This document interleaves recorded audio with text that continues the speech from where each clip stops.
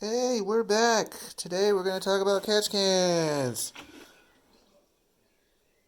Wait, this isn't a catch can. That's a catch can. Some of y'all might recognize this. This is your factory PCV. Ta-da! Alright. This one I fooled around with over the years. Has silicone on the bottom of it because I used to actually use it as a top to a can. I made it my own catch can, but I didn't like it, so trashed it. Anyway, this is a check valve I put in there because it used to be under boost. This would shut, and then I had check valves, which actually I think I still have one right here. This check valve would open when the crankcase had pressure. Voila. Recirculates under boost, vents under pressure. Ta-da. Or, yeah.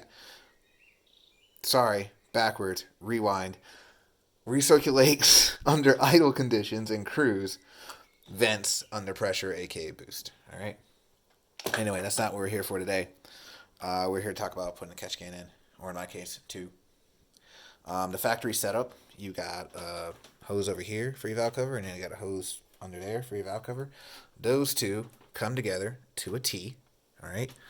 Let me throw some light on this situation. I just had my flashlight. Where'd it go? There we go. Cool. All right. So those two come to a T. This guy, right there, ding. He used to have a T. That T would go down to another hose, which would meet a T back here. You can see the little, you can see the focus. There we go. You can see the silicone hose there, and then you see that little band, right center. There you go. So that's the other T. Now that T comes off your crank vent. Your crankcase vent is that big ass black hose that sits underneath your intake manifold, about right here. So that comes together, and then once they're all merged together into one hose, they go right into the side of your PCV right here, out of the bottom, into your intake manifold. Ta-da! This thing has one purpose: regulate vacuum to the crankcase. All right. So when you're idling and stuff, it doesn't allow too much vacuum to be pulled into the crankcase. There's a little rubber diaphragm or spring that's constantly opening and closing with the pulsing of the engine and all that stuff. So it regulates vacuum. Without it, you run, or if the diaphragm inside tears, you run into a high vacuum condition, which sucks in a lot of fucking oil. And that's why you guys notice your fuel oil consumption goes way up when this shit goes bad. How do you check? Take this tab, this tab, this tab, this tab, this tab, and this tab off. There's a little rubber diaphragm in there. You can see the little orange tip right there. Ta-da. Alright, that's the tip of the diaphragm. That's what holds it in. Alright, just take the top off, inspect it, see if it's torn. If it is torn, get a new one. But we're not here for this. We're here to talk about putting a catch can in. So, all you're doing with a catch can is you're taking those crankcase hoses. Actually, I need that guy back. They go into here. You're running it to the can. Okay? From the can, you have two choices. You can either vent the atmosphere, like I do here, or you could take this hose and run it all the way back to the side port of your PCV, which of course is hooked to your intake. A lot of people do that. They're letting the catch can catch all the oil and oily shit out of there, and water condensation, and then they're recirculating it back. If you're NA, that's perfectly fine. Even if you're boosted, there's a way you can do it. I had this set up for boosted for a while, and eventually when I went to two cans, I decided, okay, I'm just going to vent the atmosphere, all right? The way I did that, for those of y'all who are boosted, check valve here, check valve on the,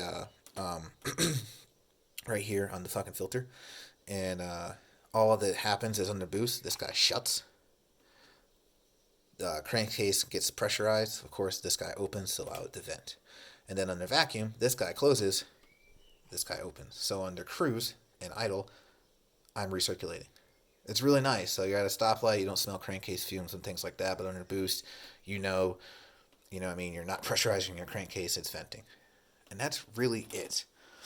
If you're super fancy and you want to do two catch cans like I did, all you're going to do is take your two valve covers, merge them together into one, utilizing some sort of T or Y, like so. I grabbed this at Lowe's or Home Depot years ago.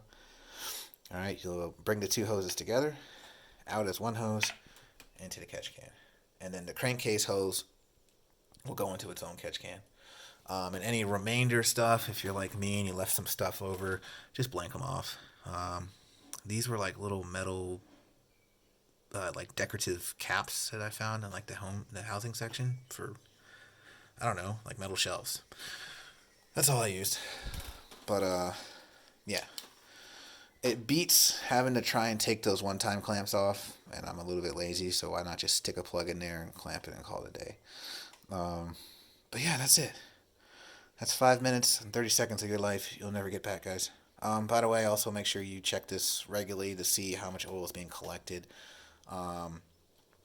Yeah, my valve covers, they pretty much like it's just water. Anytime I ever check that thing, it's water. This one gets oil in it.